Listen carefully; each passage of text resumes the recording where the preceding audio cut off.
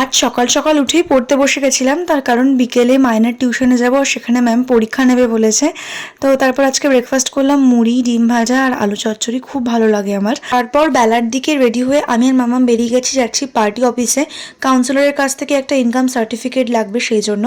বাড়ি এসে লাঞ্চ করে নিলাম। আজকে লাঞ্চে ছিল চিকেন, মাছের ঝোল, শুক্তো আর আলুর দম। তারপর বিকেল 5টার সময় পড়তে বেরিয়ে গেছি, আর পড়তে থেকে আসার পথে বাপি আমাকে আনতে গেছিল। অনেকদিন ধরে না মিওয়া মোড়ের পেস্ট্রি খেতে ইচ্ছা করছিল, আর গিয়ে দেখলাম যে ক্রিসমাস স্পেশাল একটা পেস্ট্রি এসছে, 55 রুপিস দাম নিয়েছে। শুধুমাত্র ক্রিসমাস স্পেশালি এই পেস্ট্রিটা পাওয়া যাচ্ছিল, রেড ভেলভেট স্লাইস।